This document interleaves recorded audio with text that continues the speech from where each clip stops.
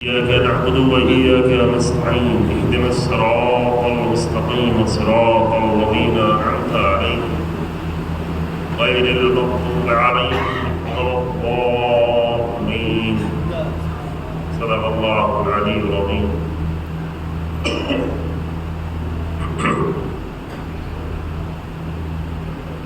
قرآن مجید کی آیت کریمہ جو پیش کی جا رہی ہے، اس آیت میں اللہ تبارک و تعالی نے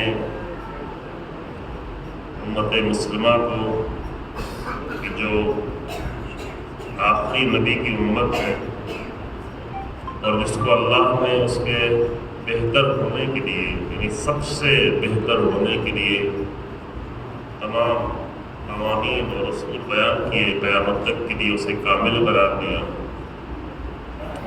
اور جسے خیر امت کا تم خیر امت اخرجت للناس، ہم نے تمہیں بہترین امت قرار دیا ہے جو لوگوں کے لیے خیر کا سبب بنے۔ پہلے عرض کیا گیا ہے کہ چونکہ ابھی ہم دوسروں کی خیر کی فکر نہیں کرتے تو خود بھی خیر نہیں رہ گئے، کیونکہ قرآن نے خیر اس لیے قرار دیا ہے تاکہ دوسروں کے لیے خیر کا سبب بنے، تمہارا خیر دوسروں تک پہنچے۔ کنتم خیر امت، سورہ آل عمران، اخرجت للناس، تمہیں لوگوں کے لیے بنایا گیا ہے، لوگوں کے لیے نکالا گیا ہے، لوگوں کے لیے تمہیں امت قرار دیا گیا ہے۔ اور اس کے بعد یہ امت جس کو اللہ نے بہترین امت قرار دیا تھا،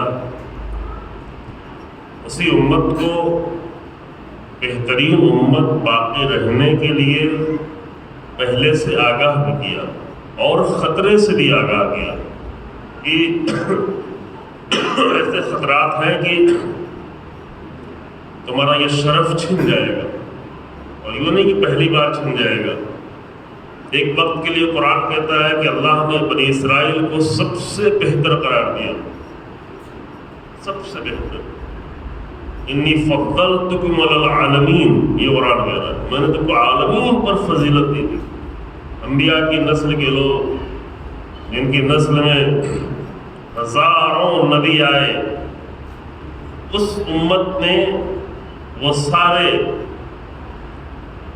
قانون جو اللہ نے قرار دیے تھے وہ توڑ دیے، تو پھر اللہ نے اسے پست و ذلیل و رسوا کر دیا۔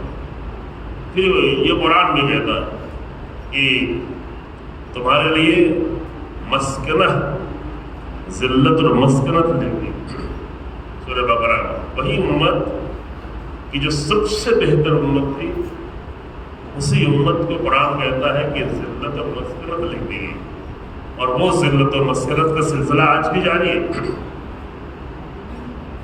آج بھی ذلت جو ہے عالمی ہے، آل یہود کی، جو نبیوں کی نسل کے لوگ ہیں، اور اپنے ہر مذہب دوسروں کو کنورٹ کرنا چاہتا ہے، دوسروں کو اپنے پاس لانا چاہتا ہے، اپنی تعداد بڑھانا چاہتا ہے۔ انہیں اپنی خاندان کا اتنا زعم ہے کہ وہ اپنے مذہب میں بھی کسی کو داخل ہونے کی اجازت نہیں دیتے۔ اب آپ یہودی نہیں بن سکتے، ہے نا، کوئی بھی نہیں بن سکتا، کیونکہ وہ خاندان کا مذہب ہے، اور ابھی بھی فخر کر رہے ہیں۔ دلیل میں وہ قرآن کی بھی آیت پیش کرتے ہیں، قرآن نے کہا انی فضلتکم علی العالمین، لیکن یہ نہیں کہتے کہ قرآن نے اس سے پہلے سورہ بقرہ میں بھی یہ بتایا کہ ضربت علیہم الذلۃ والمسکنہ، ذلت اور مسکنت ان کے لیے لکھ دی گئی۔ تو ذلت تو دکھائی پڑ رہی ہے، دنیا کے سب سے بڑے قاتل، سب سے بڑے مجرم، سب سے بڑے دہشت گرد دکھ رہا ہے نا، 75-76 سال سے دیکھ رہے ہیں، اور دشمنی کی ساری حدیں پار کرنے والے، بچوں پر رحم نہ کرنے والے، خواتین پر رحم نہ کرنے والے، یہ سب دیکھ رہی، پوری دنیا دیکھ رہی ہے۔ پوری دنیا بیزار بھی ہے، نفرت بھی کرتی ہے۔ مسکنت کہاں ہے؟ پیسہ تو ان کے پاس بہت ہے، مسکین تو نہیں ہے۔ مسکین کے کسی شخص کی طرف آپ رہنا چاہتے ہیں ہے نا. یعنی جس کے پاس اپنی زندگی کا خرچ نہ ہو، خرچ ان کے پاس ہے لیکن اس کو مسکین بنایا ہے. کیسے مسکین بنایا ہے؟ زمین کے لحاظ سے. آج ڈاکہ ڈال کر دوسروں کی زمین پہ قبضہ کر کے وہ رہ رہے ہیں، اور وہی اور ذلت کا سبب بھی بنا ہے کہ نہیں؟ ڈاکو لوگ، اور ان کے ڈاکے کو دیکھ کر ابھی ہمارے ملک کے لوگ بھی کچھ یہ ارادہ کر رہے ہیں کہ ہم بھی ڈاکے ڈالیں، مسجدوں پہ ڈاکے ڈالیں، عبادت خانوں پہ ڈاکے ڈالیں، لوگوں کے گھروں پہ ڈاکے ڈالیں، بلڈوزر لے کے چلیں. تو یہ قرآن نے واضح طور پر بیان کیا ہے. اور یہ بات میں نے یہ چند منٹ اس لیے بیان کی کہ قرآن کہتا ہے قد خلت من قبلہ الرسل، ان سے پہلے بھی انبیاء آئے، اور 2 عظیم اولو العزم انبیاء، جہاں 10,000 نبی بنی اسرائیل میں آئے، 20,000 نبی بنی اسرائیل میں آئے، تو 2 عظیم اولو العزم نبی حضرت موسیٰ اور حضرت عیسیٰ بنی اسرائیل میں آئے. اور یہ قوم تھی جناب ابراہیم کی نسل سے. البتہ اپنے آپ کو ابراہیمی نہیں کہتے، اسرائیلی کہتے ہیں. اسرائیل یعنی حضرت یعقوب کی اولاد، کیونکہ حضرت یعقوب کا لقب تھا اسرائیل. اسرائیل بھی کہتا ہے، اسرائیل بھی کہتے ہیں. یہ لقب تھا کس کا؟ حضرت یعقوب، جو حضرت ابراہیم کے کیا تھے؟ پوتے تھے. جی ماشاءاللہ، جو حضرت ابراہیم کے پوتے تھے. ان کے لقب سے اپنے آپ کو، جو انہی کی نسل تھے، انہی کے 12 فرزند تھے، اور 12 فرزند سے یہ پوری نسلیں چلی ہیں، قبیلے بنے ہیں، اور اسی پہ ابھی تک فخر کرے. خاندان پرست قوم، خاندان پرست، نسل پرست. اب اگر کوئی بھی نسل پرست ہونے لگے تو یہ سمجھ لیں کہ اسے بنی اسرائیلی ہونے کا خطرہ ہے. کبھی کبھی ہمارے یہاں یہ خاندان پرستی اور نسل پرستی آنے لگتی ہے. خاندانوں پہ اگر کوئی فخر کرے، نسلوں پہ اگر کوئی فخر کرے، تو اپنا رابطہ پھر وہ رسول اللہ سے نہیں جوڑے. وہ کس سے جوڑے؟ وہ بنی اسرائیل جوڑے. کیونکہ رسول اللہ نے بار بار یہ خطبے میں بھی اور قرآن کی آیت کے ذریعے سے بتا دیا کہ کوئی بھی فضیلت کا معیار نہیں ہے. فضیلت کا معیار صرف تقوی و پاکیزگی. قرآن نے بھی آگے سورہ حجرات میں بیان کیا ان اکرمکم عند اللہ اتقاکم. اور رسول اللہ نے اپنے آخری خطبے میں، عرفہ کے میدان میں، غدیر کے میدان میں، اور بار بار اپنے خطبے میں اپنے عمل سے یہ بار بار لوگوں کے لیے ثابت کیا کہ معیار فقط ویلیوز ہے، معیار فقط معروف ہے، معیار فقط فضیلتیں ہیں، یہ عزت کا معیار ہے. تو قرآن نے نمونہ بیان کیا کہ دیکھو اس کے پہلے بھی ہم نے فضیلتیں دی ہیں قوموں کو، لیکن انہوں نے اپنے آپ کو رسوا کر دیا، انہوں نے اپنے آپ کو ذلیل کر دیا. اب عالم اسلام کو، امت مسلمہ کو مخاطب ہو کے قرآن کہتا ہے کہ اَفَإِنْ مَاتَ أَوْ قُتِلَ، اگر رسول اللہ تمہارے درمیان میں نہ رہے، کیونکہ ہمیشہ نہیں رہنا ہے. آج وفات کی تاریخ ہے، اور بعض روایات کے اعتبار سے رسول اللہ کی بھی شہادت کی تاریخ. یعنی وہ زہر جو جنگ خیبر کے بعد دیا گیا تھا سلو پوائزن کے طور پر، وہ آہستہ آہستہ اثر کرتے ہوئے اس منزل تک پہنچا تھا. متعدد روایتیں ہیں، ہمارے یہاں بھی ہے، سنت میں بھی. تو اللہ کی بارگاہ میں وصال کی تاریخ ہے. ذات گرامی پیغمبر اکرم صلی اللہ علیہ وآلہ وسلم اور امام علی مقام امام حسن مجتبی علیہ السلام.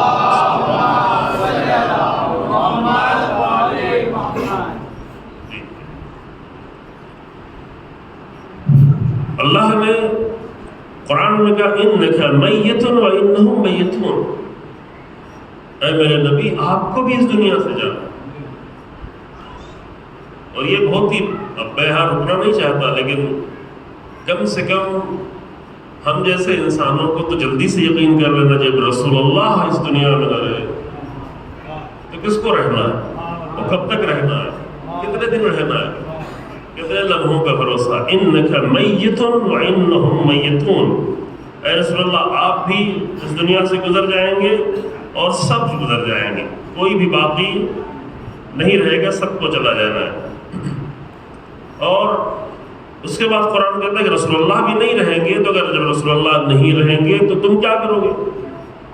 تم اپنی حالت بنی اسرائیل والی تو بنانے والے نہیں ہو، تم جناب نوح کی قوم تو بننا نہیں چاہتے کہ جن کو اتنے مشکل سے جناب نوح نے نجات دی تھی، لے آئے تھے، لیکن پھر بعد میں انہوں نے کیا کیا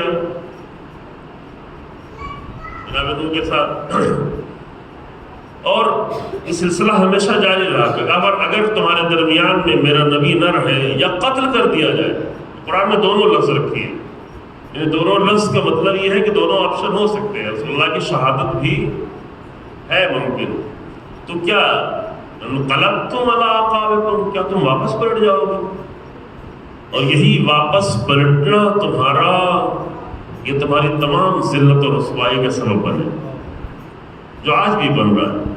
رسول اللہ کے دین سے، رسول اللہ کے طریقوں سے، رسول اللہ کی سنت سے، رسول اللہ کی سیرت سے، رسول اللہ کا وہ دین جس کو 250 سال تک اہل بیت نے تمام جانفشانیاں اور تمام قربانیاں دے کر بچایا ہے، اس سے دوری، رسول اللہ کا وہ دین جس کے لیے بہت سارے اصحاب نے بھی قربانی دی ہے، عظیم الشان اصحاب نے شہادتیں پیش کی ہیں، وہ دین اگر امت اسلامی اس سے دور نظر آئے، حتی ظاہری طور پر بھی دور نظر آئے، تو کیا اس بات کی امید رکھتا ہے کہ پھر بھی اللہ اسے عزت دے گا، پھر بھی اللہ اسے بلندی دے گا؟ اللہ کا رشتہ کسی سے نہیں، واضح ہے یہ بات، اللہ نے قانون پیش کیے، تو کیا تم واپس پلٹ جاؤ گے؟ اور اب یہ ہم بحث نہیں کرتے ہیں، چونکہ یہ بحث ہم 5-6 سال پہلے کر چکے ہیں بامبے میں، تفصیلی بحث، چونکہ یہی اس کے بعد والے جو دن آنے والے ہیں انہی دنوں میں یہ سارا ماجرا پیش آیا تھا، یعنی وہی ساری چیزیں پیش آئی جس کو قرآن نے پہلے بتایا تھا کہ اگر رسول اللہ تمہارے درمیان نہ رہے تو کیا تم پلٹ جاؤ گے؟ تو آج کی تاریخ تو وہ ہے کہ رسول اللہ آج ہمارے درمیان نہیں رہے، تو آج کے بعد سے لے کر 10-12 دن آئندہ جو ہے وہ وہی دن ہے کہ جب امت پلٹتی چلی گئی، حکومت کے لحاظ سے، خلافت کے لحاظ سے، کردار کے لحاظ سے، سیرت کے لحاظ سے، یقین کے لحاظ سے، عمل کے لحاظ سے، اور پلٹتے پلٹتے کہاں تک پہنچی؟ 50 سال گزرنے کے بعد اپنے آپ کو یزید جیسے انسان کا حاکم کی حکومت کو تسلیم کر، یہ پلٹنا تھا، یہ قرآن نے پہلے ہی متوجہ کیا۔ یہی سب سے بڑی ذلت کا ثبوت ہے کہ رسول اللہ کی امت کا حاکم یزید نہ بیٹھا ہے، اور یہ تو 50 سال پہلے کی بات ہے، 50 سال سے اور پہلے بھی کیا ہوا ہے وہ بھی ساری ذلتوں کی دلیل ہے کہ کس طرح امیر المومنین کو تنہا چھوڑ کے کس در در کے ٹھوکریں کھائی ہوئی، امیر المومنین کو تنہا چھوڑ، یعنی امیر المومنین کی حکومت مدینے میں جب ہوئی، مدینے سے امیر المومنین کوفہ گئے، کوفہ کے قریب کی بستیاں، میں یہ تھوڑا سخت تاریخ کا تلخ بات تھوڑا سا کھول رہا ہوں لیکن بیان نہیں کروں گا، کہ امیر المومنین جن کی اتنی وسیع حکومت تھی جب خلافت آئی، اور بعد میں دشمن کی قوت نہیں بلکہ اپنوں کی کمزوری کی وجہ سے یہ وہ توجہ رہے، بعض لوگ یہ سمجھتے ہیں کہ امیر المومنین کا دشمن بہت قوی تھا، دشمن قوی نہیں تھا، دشمن سازشی ضرور تھا، دشمن مکار ضرور تھا، دشمن فریبکار ضرور تھا، دشمن دھوکے باز ضرور تھا، یہ سب کچھ تھا، لیکن یہ سب کچھ خاک میں ملایا جا سکتا تھا اگر مضبوط ایمان کے اصحاب رسول اللہ علیہ کے ساتھ ہوتے، اگر مومن ہوتے، اگر ارادے والے ہوتے، اگر مضبوط ارادے والے ہوتے، اگر عمل والے ہوتے، اگر میدان عمل میں ٹھہرنے والے ہوتے۔ اسی لیے یہ بحث اب کر چکے ہیں، 12-13 سال پہلے امیر المومنین کی فریادیں جو نہج البلاغہ میں پڑھی، یہ ساری فریادیں اپنے لشکر کے لیے، دشمن کے لیے کوئی بھی فریاد نہیں ہے، کیونکہ دشمن کے خلاف فریاد وہ بلند کرتا ہے جو کمزور ہو، ہے نا؟ کمزور لوگ دشمن کے خلاف چیختے ہیں، چلاتے ہیں، فریاد بلند کرتے ہیں۔ دشمن کے خلاف جب امیر المومنین کو بات کرنی ہوتی تو جا کے نہج البلاغہ میں دیکھیں کس لہجے میں بات کرتے ہیں، کتنی ذلت اور رسوائی کا سامان فراہم کرتے تھے۔ سیکنڈ چیپٹر میں خطوط والے چیپٹر ہے نا، جو نہج البلاغہ میں خطوط کا چیپٹر ہے، کہ جتنے بھی لیٹرز ہیں، خطوط ہیں، خط ہے امیر المومنین کے لکھے ہوئے خط، اس میں سب سے زیادہ خط جو موجود ہے وہ خود حاکم شام کے نام ہے. وہ پڑھے کر یاد جائے گا. وہ دلچسپ بھی ہے، مختصر ہے، طولانی نہیں ہے. فرصت نکالیں، نہج البلاغہ سے آشنائی بڑھائیں، اپنی نہج البلاغہ سے قریب ہوں، نہج البلاغہ سے عشق کریں. یہ کیسے ہو سکتا ہے کہ ہم کسی کے عاشق ہوں اور اس کی کتاب کے عاشق نہ ہوں؟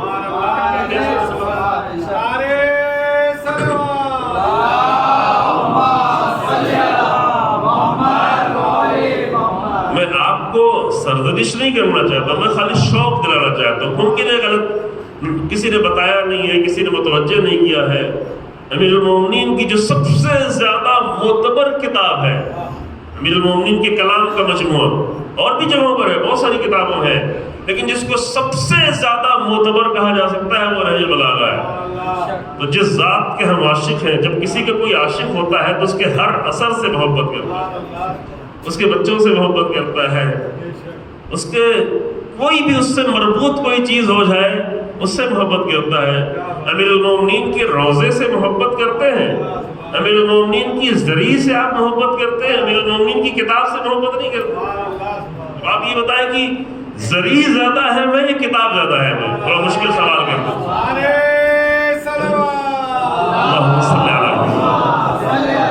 اور یہ سوال ہے، دیکھیں جلدی سے نہیں گزریے گا. وہ چاندی، وہ سونا زیادہ ہے میں یا امیر المومنین کی زبان سے نکلے ہوئے کلمات زیادہ ہیں؟ کیونکہ زری اس لیے محترم ہے چونکہ امیر المومنین کی قبر کے قریب ہے، امیر المومنین سے منسوب ہے، اس لیے ہزاروں کلومیٹر کا سفر طے کر کے جاتے ہیں، اس کے اہل نہ ہوتے ہوئے بھی وہاں تک جاتے ہیں، امیر المومنین کی قبر کے لائق نہ ہوتے ہوئے وہاں تک جاتے ہیں. ہمارے نجس ہاتھ بھی امیر المومنین کی زری تک چلے جاتے ہیں، ہماری نجس نگاہیں بھی اللہ اکبر امیر المومنین کی زری تک جاتی ہیں. تو یہ تو الگ مسئلہ ہے کہ جب زیارت کرنے کے لیے ارادہ کرو تو پہلے اپنی نگاہوں کو پاک کرو، اپنے وجود کو پاک کرو، چونکہ آئے تطہیر کے وارث کی زیارت کرنے جا رہے ہیں. لیکن یہ آپ طے کر لیں، اپنے طور پر خود فیصلہ کریں، ہم سے نہیں پوچھیں، خود فیصلہ کریں کہ امیر المومنین کی زبان سے نکلے ہوئے کلمات زیادہ ہیں یا امیر المومنین کے آس پاس کے دیوار، پتھر، مٹی، سونا. تو یہ ہماری سمجھ کی مشکل ہے کہ ہمیں دیواریں تو اچھی لگتی ہیں، اچھا ہے، عشق ہے تو اچھا لگے گا، چونکہ جس کے ہم عاشق ہیں اس کی ہر چیز اچھی لگے گی. لیکن اتنا تو فرق ہونا چاہیے کہ کیا زیادہ اہم ہے، کس کی زیادہ اہمیت ہے. تو وہ خطوط جا کے پڑھیں امیر المومنین کے، اور خطوط پڑھنے سے جب نہج البلاغہ سے آشنا ہو تو اس کے پہلا والا بھی چیپٹر پڑھیں، اس کے بعد والا بھی چیپٹر پڑھیں، بار بار پڑھیں، بار بار پڑھیں. ہم سب کو اللہ توفیق دے کہ بار بار پڑھیں. جو ایسی کتاب نہیں ایک بار پڑھ لیا، امتحان دینے کی کتاب نہیں ہے، زندگی کی کتاب. جب ابن ابی الحبیب جیسا اہل سنت عالم سینکڑوں بار پڑھتا ہے، سینکڑوں بار کا پورا تو مجھے علم نہیں ہے، لیکن اس کے بیان سے اندازہ ہو سکتا ہے، پتہ نہیں کبھی آپ کے سامنے پیش کیا ہے کہ انہوں نے کہا کہ ایک خطبہ امیر المومنین کا جو سورہ تکاثر کی تفسیر ہے اس کو میں نے 1000 بار پڑھا ہے، اور جب بھی پڑھا ہے تو مجھے نئی چیزیں اس میں سے ملی.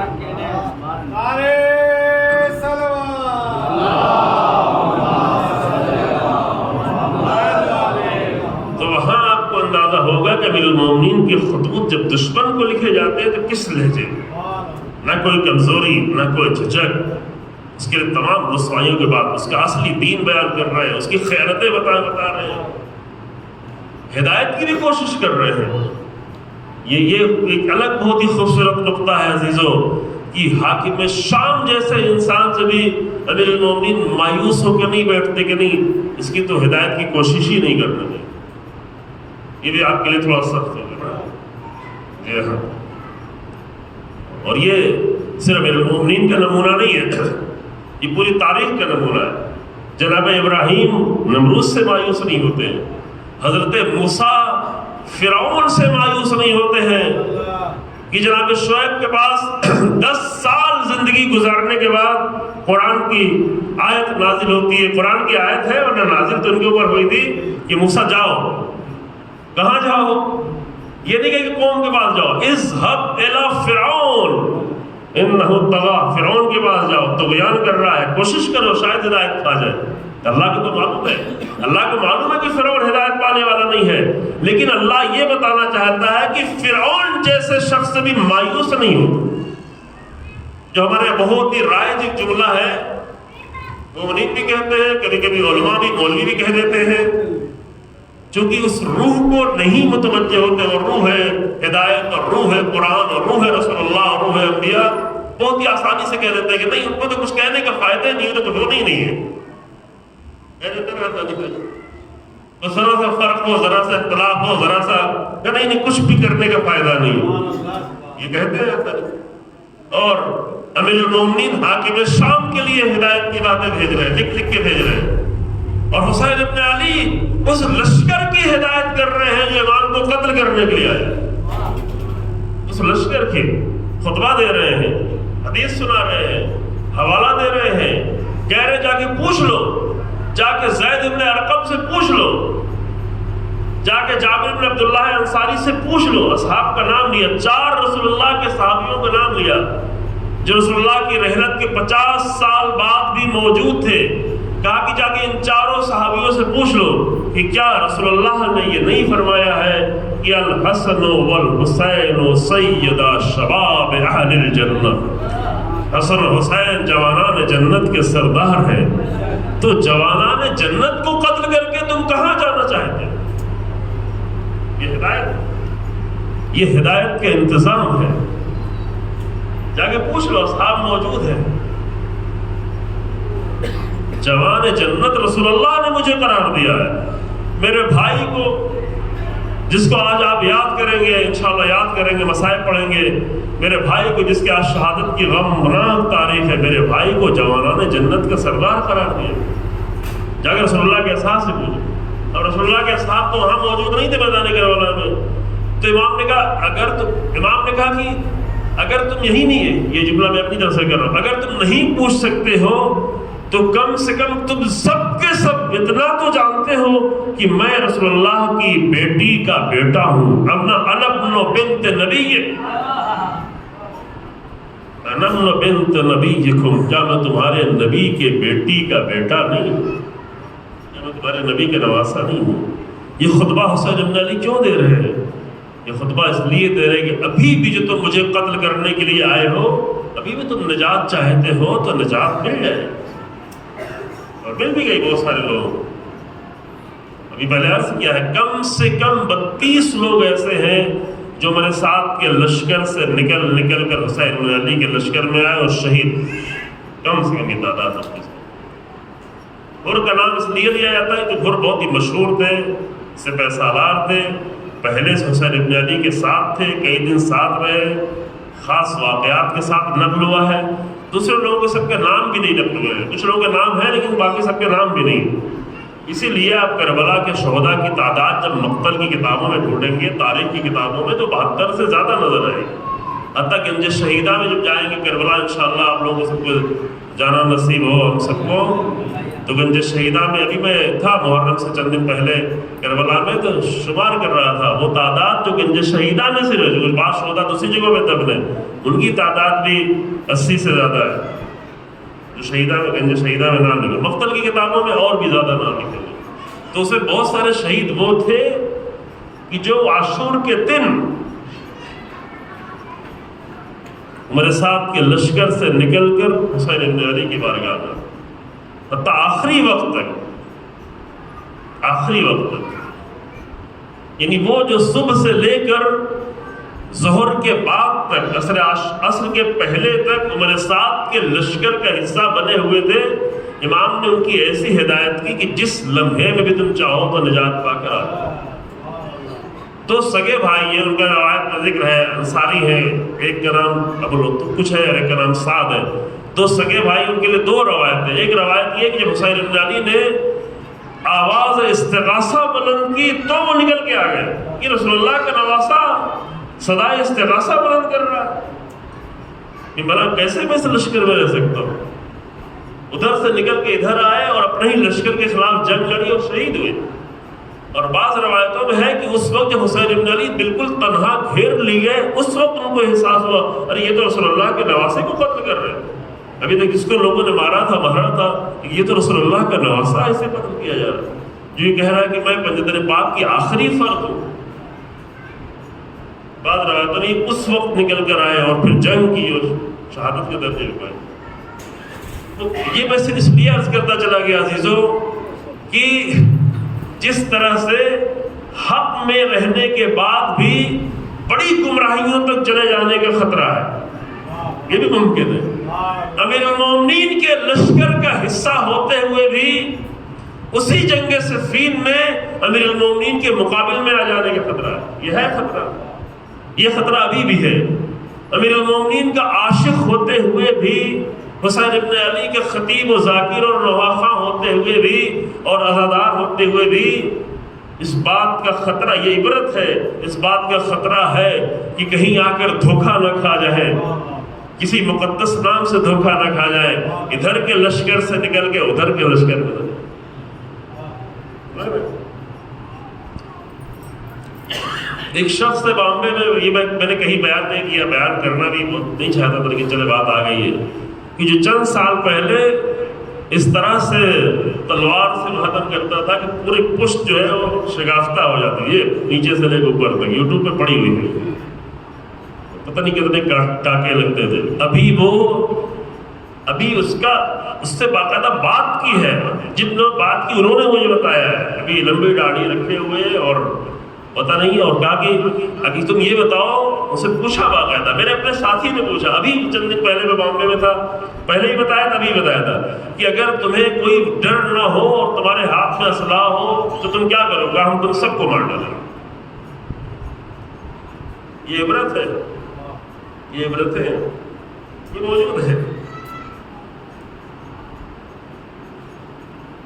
ان دونوں طرف سے خطرہ ہے کہ جو ایک وقت میں حسین ابن علی کے اتنا عاشق تھا، ابھی حسین ابن علی کے عاشقوں کو مارنے کے لیے تیار ہے، قتل کرنے کے لیے ابھی بھی موجود ہے.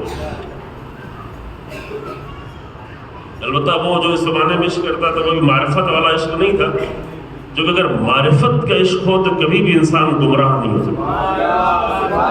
جذباتی عشق کا بھروسہ نہیں ہوتا. جو صرف ایموشنل جذباتی عشق کرتے ہیں اس کا کبھی بھی بھروسہ نہیں. اسی لیے زیارت میں بھی یہ کلمہ خاص کر منشن کیا گیا ہے کہ حسین ابن علی کی جو زیارت کرے عارفاً بحق ہی، معرفت کے ساتھ، وہاں پہ مشکل نہیں. تو یہ خطرہ دونوں طرف سے ہے کہ ممکن ہے امیر المومنین کے لشکر کا حصہ ہوتے ہوئے، رسول اللہ کے لشکر کا حصہ ہوتے ہوئے رسول اللہ کے مقابل میں ہو جائے. ہوئے بات، بہت سارے لوگ مقابل میں ہوئے، بالکل مقابل میں ہوئے.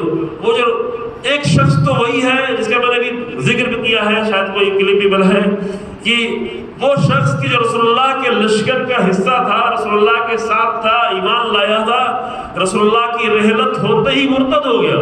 صرف مرتد نہیں ہوا، کل جو میں نے نام لیا تھا نبوت کا دعویٰ کرنے والی خاتون، وہ اسی کی قبیلے کی تھی، اس کا جا کے مؤذن ہو گیا دین چھوڑ کر.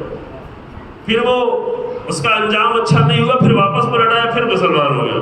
پھر بہت سارے چولے بدلے، کبھی ادھر تھا، کبھی ادھر تھا، کبھی کسی کے ساتھ تھا، کبھی امیر المومنین کے ساتھ تھا، کبھی امام حسن کے ساتھ تھا، کبھی حاکم شام کے ساتھ ہو گیا، کبھی حسین ابن علی کو خط لکھ رہا تھا، اور کبھی امام کے مقابل میں لشکر بنا کے آ گیا، لشکر کے سپہ سالار ہو گیا. امام نے نام لیا ہے، عاشور کے دن نام لیا ہے، اے شخص ابن ربیع، کیا تو نے مجھے خط نہیں لکھا تھا؟ اور وہ شخص ابن ربیع اس وقت عمر سعد کے پیدل پیادہ لشکر کے سپہ سالار تھا، جو خود امام حسین کو خط لکھ رہا، جو امام حسن کے ساتھ تھا، ایک حاکم شام کے ساتھ تھا. صلح کے بعد جب امام حسن نے صلح کر لی، ابھی یہاں تو کچھ ملنے والا نہیں، حکومت تو چلی گئی، تو چلو ادھر چلتے ہیں. ہمیشہ بڑی پوسٹ پہ تھا. شخص ابن ربیع آپ جا کے انٹرنیٹ پہ ڈالیں گے آپ پوری ڈیٹیل مل جائے گی, کتنے چولے بدلے, کتنے رنگ بدلے, کتنے طریقے بدلے. طریقے بدلنے والے لوگ, حق والے وہ ہوتے ہیں جو اپنے طریقے نہیں بدلا کرتے, اپنا انداز نہیں بدلا کرتے, اپنا انداز زندگی نہیں. یہ نہیں ہو کہ فرش ادا پہ آئے تو مومن نظر آئے ہیں, باہر چلے جائیں تو کچھ اور نظر آئے. ان کا انداز ایک ہوتا ہے. یہ نہیں کہ محرم ہو تو کچھ اور نظر آئے, محرم سے نکلے تو کچھ اور نظر آئے. ایسا نہیں کہ ماہ رمضان آئے تو کچھ اور نظر آئے, مسجد میں ہو تو کچھ اور نظر آئے, بازار میں ہو تو کچھ اور نظر آئے. وہ ہمیشہ ایک حالت میں ہوتے ہیں, ان کا ایمان ایک حالت میں ہوتا ہے.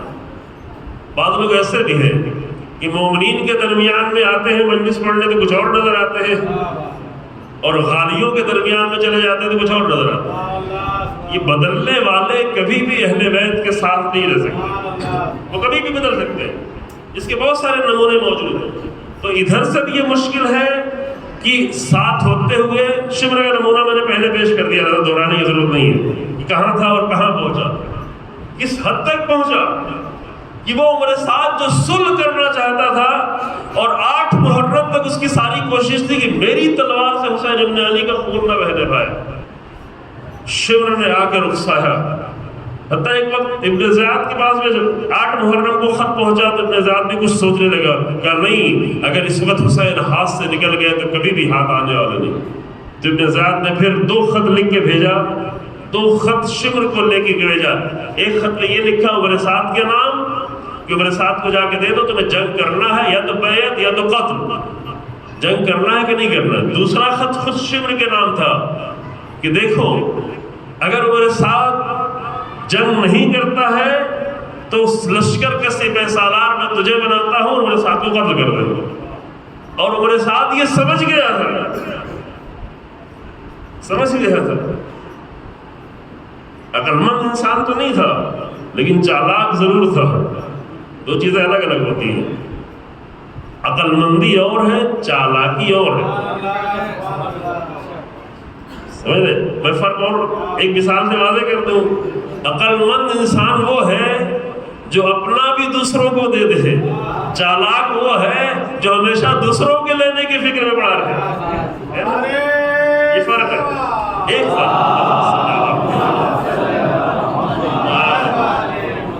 عقلمند وہ ہے, ابراہیم عقلمند تھے کہ دیتے رہتے تھے, کھلاتے رہتے تھے, دیتے رہتے تھے, پیڑ بکریاں جانور سب دے دیا جان دینے کو. رسول اللہ کی ذات عقل کا کمال ہے, کل عقل ہے, جو لینے کی فکر میں کبھی نہیں تھے, دینے کی فکر میں تھے. ہم کیا سمجھتے ہیں, ہم اس کو بھی عقل مند کہنے لگتے ہیں جو لینے کی فکر میں ہو, جو بھائی کا لے لے, اس کا لے لے, اس کا لے لے. ایک گھر بنانا 2 اینٹ تو آگے بڑھا ہی لے, کہ ہم بہت عقل مند ہیں کیونکہ ہم وکیلوں سے رابطہ ہے, فلاں ہے, ہم کیس لڑ لیں گے, ہمارے مقابل میں نہیں, اور اپنے آپ کو عقل مند سمجھ رہے. تم عقل مند نہیں ہو, چالاک ہے نا. کہ جب امام صادق علیہ السلام سے پوچھا کہ حاکم شام کیا تھا تو کہا عقل مند نہیں تھا, چالاک تھا. چالاکی ہنر نہیں ہے. تو میں یہاں عرض کر رہا تھا کہ یہ حاکم شام امیر المومنین مدینے سے کوفہ آ گئے. کوفہ عراق میں ہے نا, آپ کو سب کو معلوم, عراق میں ہے. حتیٰ عراق کے شہر کے امیر المومنین کے پاس نہیں بچے. کس کی وجہ سے؟ اپنوں کی کمزوری کی وجہ سے. انبار ہاتھ سے چلا گیا. انبار تو بہت نزدیک ہے, انبار ابھی سب سے بڑا اسٹیٹ ہے عراق کا. جہاں داعش آ گیا تو پورا داعش آ چکا تھا. موصل, عراق, مصر چلا گیا. حتیٰ مدینہ, ابو ایوب انصاری کو امیر المومنین نے گورنر بنایا تھا مدینے کا, جس مدینے میں رسول اللہ کی حکومت تھی, جس مدینے میں خود امیر المومنین کی حکومت تھی. مدینے میں بھی حملہ کر دیا, کمزور لوگ چلے آئے. اور آخر میں امیر المومنین نے غالباً 27 نمبر کا خطبہ ہے, کہ اس کے ایک خطبہ آگے پیچھے دیکھیے گا, اگر آپ دیکھیے گا کہ آخر میں امیر المومنین فرماتے ہیں ما ہی الا الکوفہ, میرے پاس کوفے کے سوا کیا بچا, ابذھا وابسطھا, میں اس کو بڑھاؤں میں تھنگ کروں. اور پھر اپنے لشکر کے بارے میں بتایا کہ تمہاری وجہ سے یہ سب, اسی خطبے میں بتایا ہے کہ تم کہتے چلو جنگ کرنے کے لیے, پھر کہتے گرمی بہت زیادہ ہے, پھر کہتے اب چلو جنگ کرنے کے لیے, کہتے ٹھنڈک بہت زیادہ ہے. تو جب تم ٹھنڈک اور گرمی سے فرار کر رہے ہو تو من السیف عفر, تلوار سے تو زیادہ فرار کرو گے. جو موسم کے مقابلے میں ڈرتا ہے وہ تلوار کے مقابلے میں کہاں کرے گا. تو یہ ساری عبرتیں تھی جو قرآن نے پہلے ہی بتایا تھا کہ رسول اللہ کے راستے کو چھوڑو گے تو یہاں تک جانا پڑے گا.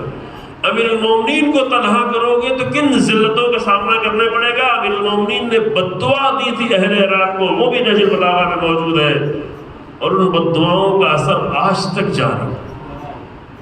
جس سرزمین میں کربلا ہو، جس سرزمین پہ حسین ابن علی کا روضہ ہو، جس سرزمین میں سب سے زیادہ ائمہ ہو، جس سرزمین میں 6 معصوم امام ہو، ہے نا، کربلا و نجف و قازمین و سامرہ،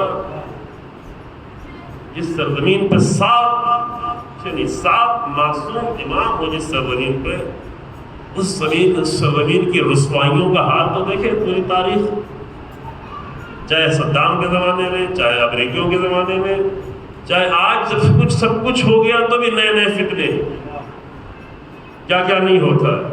کوئی سر پہ امامہ رکھ کے آگے کچھ کرتا ہے، کوئی کچھ کرتا ہے، کیا کیا ہو رہا ہے. اس سب میں کہیں نہ کہیں امیر المومنین کی بددعا کو یہ سب البتہ خدا نجات دے. بصرہ والوں کو خاص کے بددعا دی. بصرہ بھی عراق میں بڑا شہر، کوفہ اور بصرہ عراق کا اس زمانے میں سب سے بڑا شہر ہے. ابھی سب سے بڑا شہر بغداد ہے، لیکن اس دور کا سب سے بڑا شہر کوفہ اور بصرہ. تو یہ قرآن نے بہت واضح طور پر بتا دیا کہ رسول اللہ تو نہیں رہیں گے، تو تمہیں کیا کرنا ہے. انقلبتم علی اعقابکم، کیا تم واپس پلٹ جاؤ گے. ومن ينقلب علی عقبیہ، اور اگر کوئی پلٹ جاتا ہے تو فلن یضر اللہ شیئا، ہرگز وہ اللہ کو کوئی نقصان نہیں پہنچا سکتا. کچھ بھی نقصان جو بھی ہوگا پلٹنے والے کا. وَسَيَجْزِي اللَّهُ الشَّاكِرِينَ، لیکن کچھ لوگ ہیں جو شکر گزار ہیں. شکر یعنی اللہ کی دی ہوئی نعمتوں پہ شکر کرتے ہیں، نبوت پہ شکر کرتے ہیں، رسول اللہ کی رسالت پہ شکر کرتے ہیں، رسول اللہ کے پیغام پہ شکر کرتے ہیں، امامت پہ شکر کرتے ہیں، ولایت پہ شکر کرتے ہیں. اور شکر کرنا صرف زبان کا نہیں، اپنے پورے وجود سے شکر کرتے ہیں. تو جو شکر کرتے ہیں اللہ ان کو جزا دینے والا ہے. ایک مطلب اور یہاں پہ عرض کروں جلدی سے، جو وقت بچا ہوا ہے، کہ امامت اور رسالت یہ 2 چیزیں جو ہے یہ منصب ہے نا. یہ ہمارا موضوع تھا، اور آج امام اور نبی دونوں کے لیے آپ غم منا رہے ہیں، غم منا رہے ہیں. یہ منصب ہے، اور منصب ہمیشہ ذمہ داری ہوتی ہے. امامت اور نبوت یہ فضیلت نہیں ہے، یہ فضیلت کا نتیجہ ہے. یعنی کسی انسان میں فضیلت ہوتی ہے تو اسے منصب ملتا ہے، اور وہ فضیلتیں اللہ پہلے سے دیکھتا ہے کہ کس میں کتنی فضیلتیں ہیں. جو ائمہ کے اور بھی بہت سارے افراد تھے. بعض لوگ آگے سوال کرتے ہیں کہ کیا ائمہ کے ہاں بھی خاندان کا مسئلہ تھا، خاندانی مسئلہ تھا، خاندان پرستی تھی معاذ اللہ، کہ امام کا ہی بیٹا امام ہوگا؟ ہرگز نہیں. کیونکہ اگر خاندان پرستی تھی تو پھر امام حسین علیہ السلام کے بعد محمد حنفیہ کو امام ہونا چاہیے تھا، جو وہ سب سے بڑے تھے، ہے نا، وہ امام کے بیٹے تھے. انہوں نے یہ سمجھا بھی تھا کہ میں امام بن جاؤں گا، لیکن وہاں خاندان کی بنیاد پر نہیں بلکہ فضیلت کی بنیاد پر امامت ہوتی ہے. ہاں بس فرق اتنا ہے کہ ایک امام کے گھر میں کسی انسان کی تربیت زیادہ بہتر ہو سکتی ہے، یہ فرق ہے. تو اگر ایک امام کا بیٹا امام ہو رہا ہے تو امام کے بیٹے ہونے کی وجہ سے نہیں بلکہ امام کی تربیت کی وجہ سے، جس نے فضیلتیں پیدا کر دی. پھر یہاں بھی مشکل نہیں، یہ بھی قانون ہمیشہ ذہن میں رہے. تو یہ فضیلتیں ہیں جو پورے وجود میں پائی جاتی ہے. امامت، اور یہ میں پہلے عرض کر چکا، حدیث میں ٹھہروں گا نہیں، صرف ایک مطلب عرض کرنا چاہتا ہوں. امامت اور ولایت اور رسالت اور نبوت یہ سب ذمہ داریاں ہیں جس کی رسول اللہ کہتے تھے کہ میری کمر ٹوٹی جا رہی. سورہ ہود میں میری کمر ٹوٹی توڑ دی ہے. کیوں؟ جیسے سورہ ہود میں حکم آپ کو وہی کرنا ہے جو اللہ کی طرف سے حکم ہے، تو اللہ کا حکم انجام دینا. رسول اللہ ہماری طرح سے رسول اللہ تھوڑی نہیں تھے. کبھی موڈ میں آیا تو پڑھ لیا نماز، کبھی دل چاہا تو مجلس آ گئے، کبھی اچھا لگا تو کچھ دے دیا کسی کو. رسول اللہ منہ بمنہ، لمحہ بے لمحہ قدم بے قدم اللہ کے ہر قانون کو پوری طرح سے اجرا کرنے کے لیے کہ ذرہ برابر بھی کہیں پر کمی نہ ہونے پائے، اس لیے میری کمر ٹوٹی جا رہی، کمر توڑ دی اس نے، ہے نا۔ اور فضیلت کی بنیاد کیا ہے، بس اسی پہ تھوڑی سی گفتگو کریں گے، اور جو ہم سب سے بھی مربوط ہے کہ جو تاریخ کے دو عظیم انسان، تاریخ کے دو بافضیلت ترین انسانوں میں سے، جس میں رسول اللہ کی ذات جو سب سے بافضیلت ہے، جتنی بھی فضیلتیں آپ سوچ سکتے ہیں، آپ فضیلتوں کے لیے آپ دوسرا لفظ استعمال کرنا چاہیں تو آپ معروف کہہ سکتے ہیں، اپنی زبان میں کہنا چاہیں تو ویلیوز کہہ سکتے ہیں، یعنی جتنی بھی ویلیوز آپ سوچ سکتے ہیں، ان ساری فضیلتوں کی ماں کون سی فضیلت ہے؟ یہ سوال ہے۔ جو فضیلت تو ہر ایک کو چاہیے، فضائل اسی لیے بیان ہونا چاہیے، فضائل ہیں اسی لیے تاکہ لوگ بافضیلت ہو جائیں، عرض کیا جا چکا ہے۔ تو تمام فضیلتوں کی سب سے بنیادی مسئلہ کیا ہے؟ کردار کہہ رہے ہیں، لیکن کردار تو فضیلتوں کا نام ہے۔ وہ کون سی فضیلت ہے جو ہر فضیلت کی سب سے بنیاد، کہ اگر وہ نہیں تو کوئی فضیلت کسی کام کی نہیں؟ وہ وہی فضیلت ہے، میں اپنی طرف سے نہیں کہتا ہوں، وہ وہی فضیلت ہے جس پہ امیر المومنین جیسا بافضیلت انسان فخر کرتا ہے۔ پہنچ گیا؟ ہاں جی، یہ بہت مظلوم سا لفظ ہو گیا ہمارے درمیان میں، بڑا پھیکا سا لفظ ہو گیا، کیونکہ ہم لوگ فضیلتوں والے ہیں ہی نہیں، ہم فضیلت سننے والے تو ہیں، یعنی فضائل سننے والے ہیں، لیکن فضائل بنانے والے، فضائل وجود میں لانے والے، فضائل اپنے اندر پیدا کرنے والے ابھی نہیں ہو پائے، یہ نسل نہیں بن پائی، انشاءاللہ بنے گی، بن رہی ہے دھیرے دھیرے، جوان بن رہے ہیں، تیار ہو رہے ہیں۔ تو تمام فضیلتوں کی بنیاد وہ کیا ہے؟ وہ ہے بندگی، جس پہ امیر المومنین نے فخر کفا بی عزا ان اکون لک عبدا، میری عزت کے لیے اتنا ہی کافی ہے کہ میں تیرا بندہ ہوں۔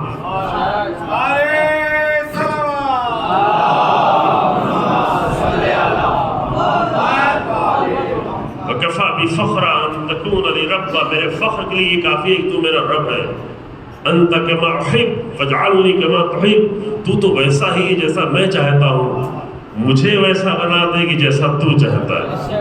اور ساری زندگی امیر المومنین وہی کرتے رہے کہ ویسے بنے جیسے پروردگار چاہتا ہے۔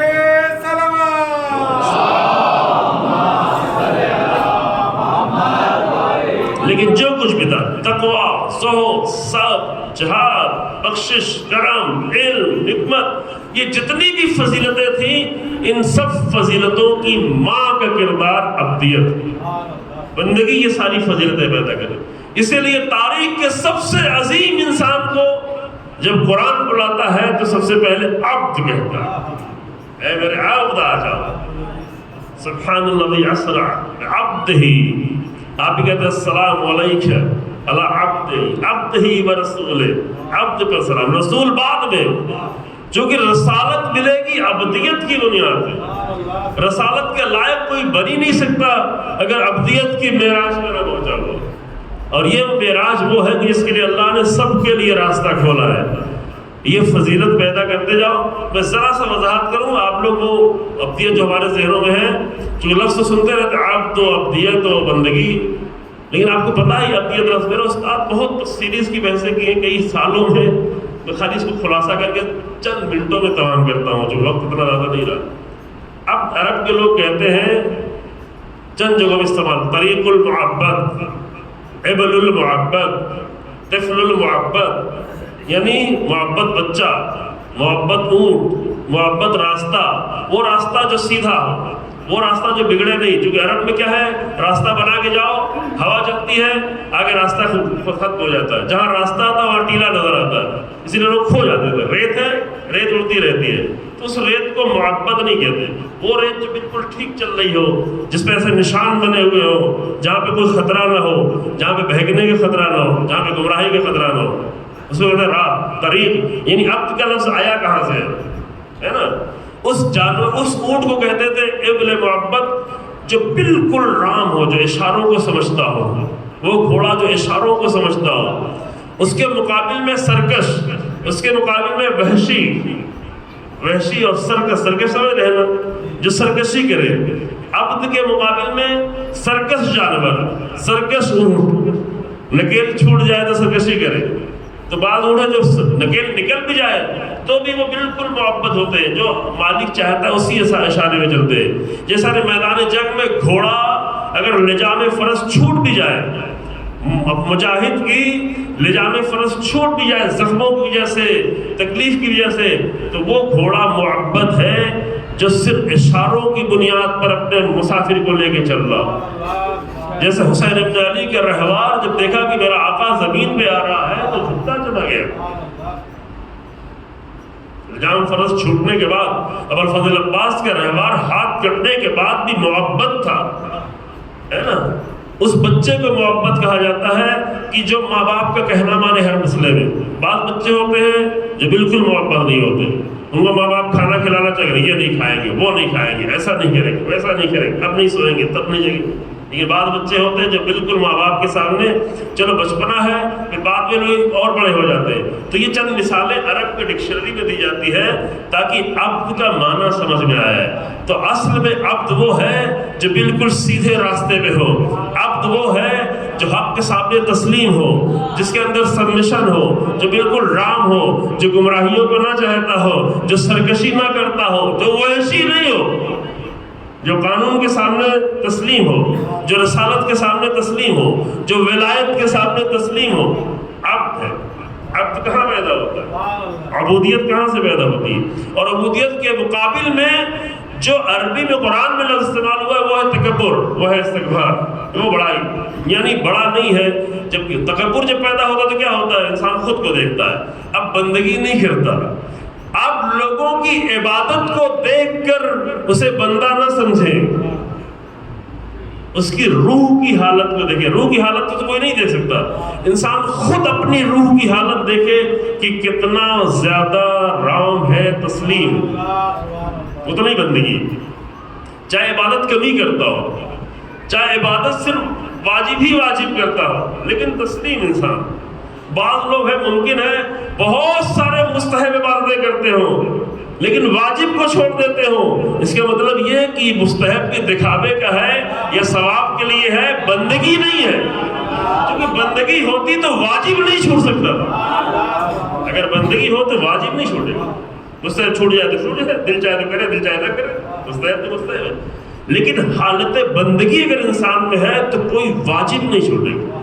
آیت اللہ بہجت کے بعد اتنے عظیم عارف تصویر باہر لگی ہوئی ہے جب جو بار بار یہ فرمایا، ایک بار جب کوئی آپ اتنے بلند مقام پہ پہنچے ہوئے ہیں، اتنے بڑے عارف ہیں، اتنا بلند مقام آپ کا ہے، اتنے سال ہو گئے انتقال کو، 20-22 سال، ابھی بھی دیکھیں کتنا احترام ہے پوری دنیا میں.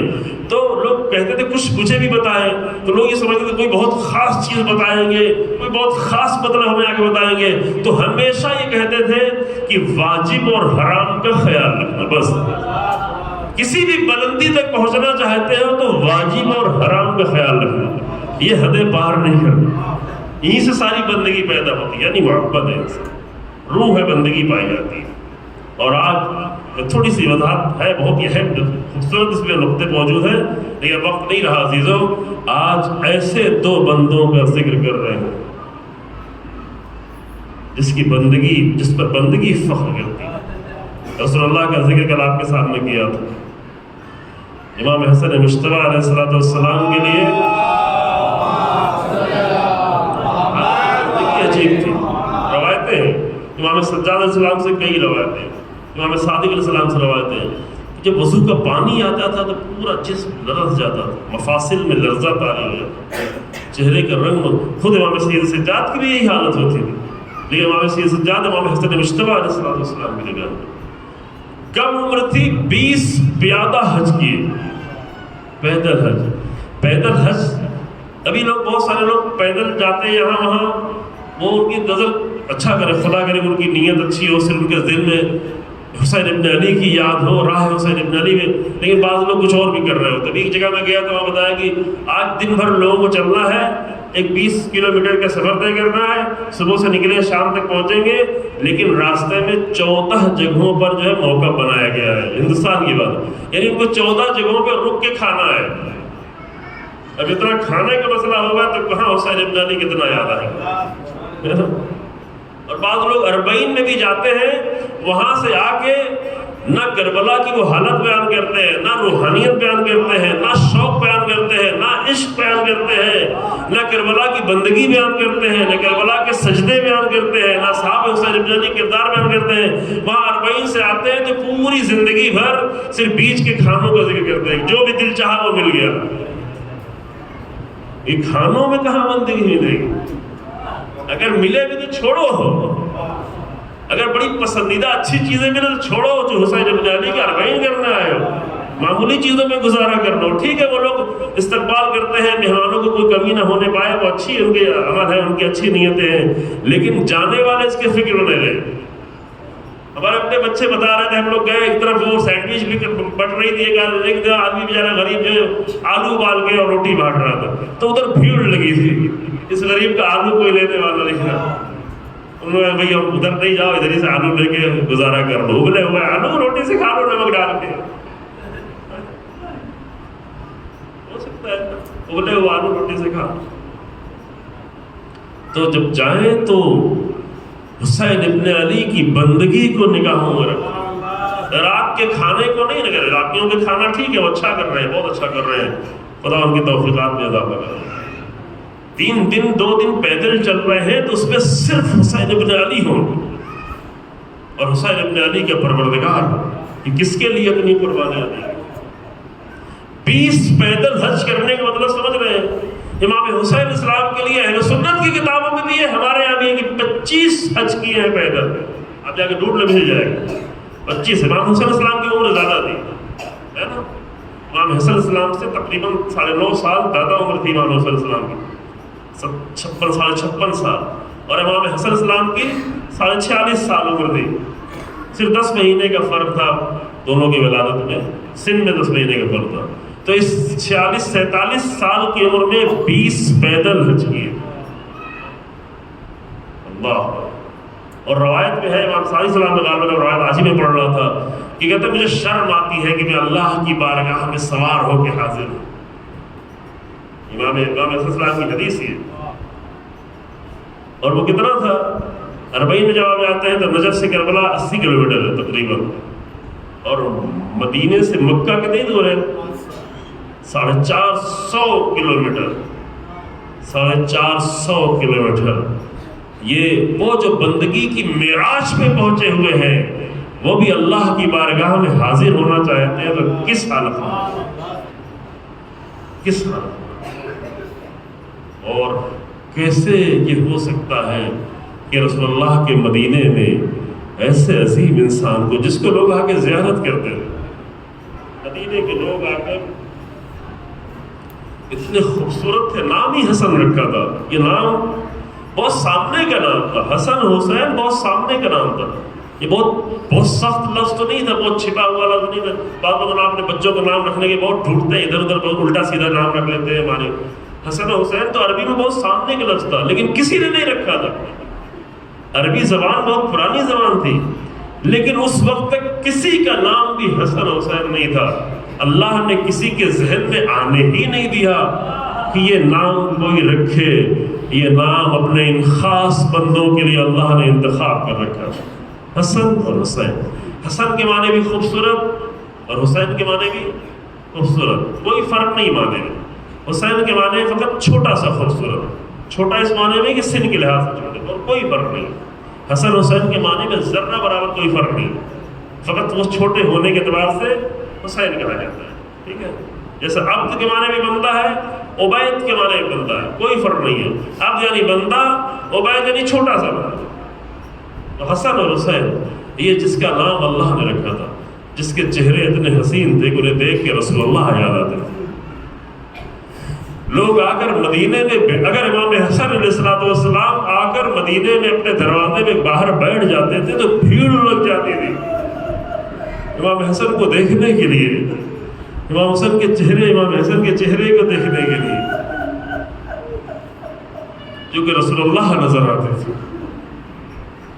رسول اللہ کو 28 سفر کو کھو دیا تھا، لیکن اس کے 40 سال بعد 40 سال بعد 40 سال تک لوگ امام حسن کے چہرے میں رسول اللہ کو دیکھتے تھے. پتہ ہے آپ کو؟ آگے دیکھتے تھے. امام حسن کی بات نہیں مانتے تھے, امام حسن کی امامت کو بھی نہیں مانتے تھے, امام حسن کے ساتھ تسلیم بھی نہیں تھے, لیکن آ کر رسول اللہ کا چہرہ امام حسن کے چہرے میں دیکھتے, اکٹھا ہو جاتا. دیر تک لوگ دیکھتے تھے. سن 11 ہجری کی ابتدا میں رسول اللہ اس دنیا سے چلے گئے, اور سن 50 ہجری کے اسی دن, پھر اسی دن وہی 28 صفر کو رسول اللہ کی وہ نشانی جسے سبت اکبر کہتے ہیں. اللہ کیسے لوگوں کے دل نے قبول کیا, کیسے یہ قبول کیا کہ امام حسن کا جنازہ نکلے اور لوگ تیر و تلوار لے کر تیروں کو اپنے چلے کمان میں لگا کر کھڑے ہوئے ہوں کہ فرزند رسول اللہ جو رسول اللہ سے بہت زیادہ شبیہ تھا, اس کا جنازہ رسول اللہ کے قریب بھی نہ آنے دے, رسول اللہ کی قبر کے قریب ایک طواف کرنے کے لیے بھی. جب آپ نے کہا کہ میں دفن نہیں کرنا آیا ہوں, بس رسول اللہ کی قبر کے قریب لے جانا چاہتا ہوں, لیکن تیروں کی بارش کی گئی. مروان لشکر لیے سامنے کھڑا تھا, پیچھے بھی اشارے موجود تھے زوجہ رسول کے. اسی لیے عبداللہ ابن عباس نے شعر وہاں پہ کہا, میں مسائل میں بھی چند جملے اور پڑھوں گا لیکن سنیں عزیزو. شعر کہا کہ تجملتے تبغلتے ولو عشتے تفیلتے لیکن تسعو من الثمن وفی کلے تصرفتے. کبھی اونٹوں پہ سوار ہو کے آئی, کبھی خچر پہ سوار ہو کے آئی, کبھی اونٹ پہ بھی ہو سکتا ہے, ہاتھی پہ سوار ہو گیا, وہاں خچر پہ سوار ہونا ہوا تھا. اور تمہارا حصہ 9 میں 8واں ہے. یعنی رسول اللہ کی وفات کے وقت رسول اللہ کی 9 بیویاں تھیں, اور اگر کسی کے فرزند موجود ہوں تو اس کا حصہ 8واں حصہ ہوتا ہے, اور 9 بیویوں کو اگر 8ویں حصے میں 1/8 حصے میں تقسیم کیا جائے تو 72واں حصہ ہوتا ہے. یعنی رسول اللہ کی پوری پراپرٹی جو بھی تھا, گھر کا حصہ, وہی میں دفن تھے رسول اللہ, تو ایک بیوی کا حصہ جو بنتا ہے وہ 72 میں سے ایک حصہ بنتا ہے. لیکن 30 من الثمن, تیرا حصہ تو 72واں ہے. وفی کل تصرفتے, اور سب پہ اختیار جما لیا کہ حتیٰ رسول اللہ کے فرزند کو دفن بھی نہیں ہونے دیا جا رہا. اور اس کے بعد پھر کیا ہوگا کہ صرف چاہتے تھے کہ جا کے رسول اللہ کی قبر کا ایک طواف کرا لیں, رسول اللہ کی قبر تھوڑی دیر اس میت کو رکھے رسول اللہ کے نواسے کی, کہ ابھی پڑھ رہے تھے کہ تیروں کی بارش ہوئی. کسی زندہ انسان پہ تیر چلانا یہ جنگ کے قانون میں ہوتا ہے.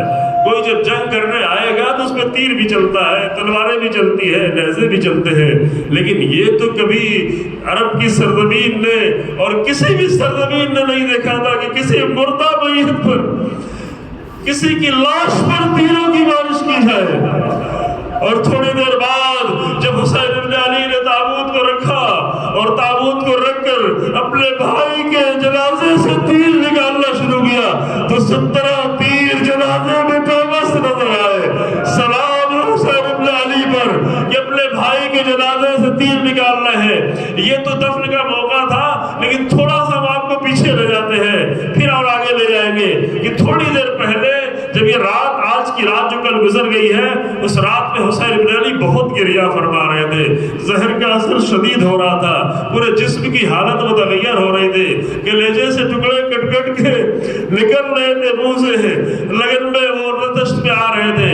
حسین ابن علی اپنے بھائی کی حالت دیکھ نہیں پا رہے تھے, بہت بلند آواز میں گریہ کر رہے تھے. جب بلند آواز میں گریہ کرتے کرتے غش کی حالت میں ایک مرتبہ امام حسن نے آنکھیں کھولی تو آواز دی, ہے میرے بھیا تم اس طرح نہ رو, تمہارا اس طرح سے رونا مجھے دیکھا نہیں آتا. کہا میرے بھائی بھلا میں کیسے نہ رو, آپ کی حالت کیسی ہے, ایک بھائی بھلا کیسے دیکھے. جو آواز دی, اے میرے بھیا لا ایسا یوم کا یوم, اے بھیا کوئی بھی دن تیرے دن جیسا نہیں ہے, کیونکہ حسین ابن علی امام حسن کے کلیجے نکل رہے ہیں, زہر کا عرض پورا جسم ہے, لیکن امام حسن کو اپنے درد کی پرواہ نہیں ہے. آخری لمحے میں حسین ابن علی کے غم کی پرواہ ہے. لا یوم کا یوم یا ابا عبداللہ, اے میرے بھیا تیرے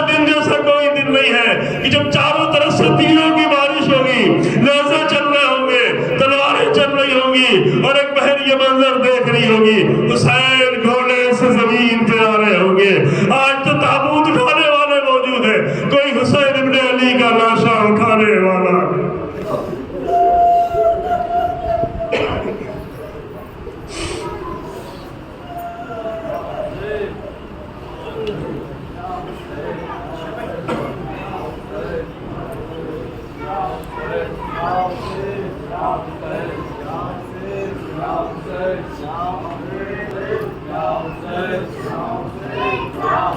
کچھ کر دیا میں نے.